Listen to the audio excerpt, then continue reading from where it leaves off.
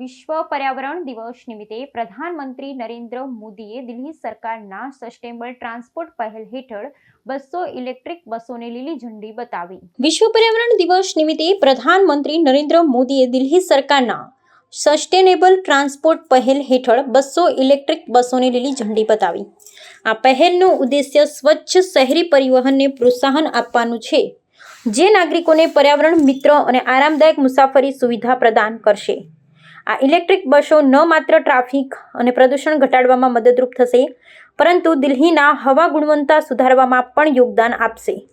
આ પ્રસંગે વડાપ્રધાન એક પેડ કે માં કે નામ અભિયાન શરૂઆત કરી, જેમાં તેમણે બુદ્ધ જયંતિ પાર્ક ખાતે પિંપળનું વૃક્ષ રોપ્યું। આ અભિયાન દ્વારા તેમણે દેશના નાગરિકોને તેમની માતાને નામે એક વૃક્ષ રોપવાની અપીલ કરી, જે પર્યાવરણ સંરક્ષણ અને માતૃભક્તિનો સંદેશ આપે છે। તેમણે કહ્યું કે આ અભિયાન માત્ર વૃક્ષારોપણ નથી, પરંતુ માતા પ્રત્યેનું સન્માન અને પર્યાવરણ પ્રત્યેની જવાબદારીનું પ્રતીક છે। એક પેડ માં કે નામ અભિયાન હેઠળ રાષ્ટ્રીય સ્તરે વિસ્તર્યું છે, જેમાં દેશભરના વિવિધ રાજ્યો અને શહેરોમાં વૃક્ષારોપણ કાર્યક્રમ યોજાઈ રહ્યા છે।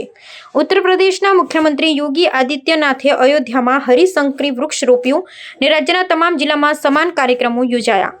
આ અભિયાન દ્વારા વિદ્યાર્થીઓ અને યુવાનોમાં પર્યાવરણ પ્રત્યે જાગૃતિ ફેલાવવાનો પ્રયાસ કરવામાં આવ્યો છે। આવા પ્રયાસો દ્વારા ભારત પર્યાવરણ સંરક્ષણ અને ટકાઉ વિકાસ તરફ આગળ વધી રહ્યું છે।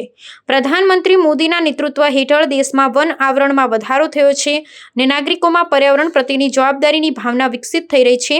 આ અભિયાન માત્ર પર્યાવરણ માટે જ નહીં, પરંતુ સમાજમાં એકતા અને સકારાત્મક પરિવર્તન માટે પણ મહત્વપૂર્ણ છે।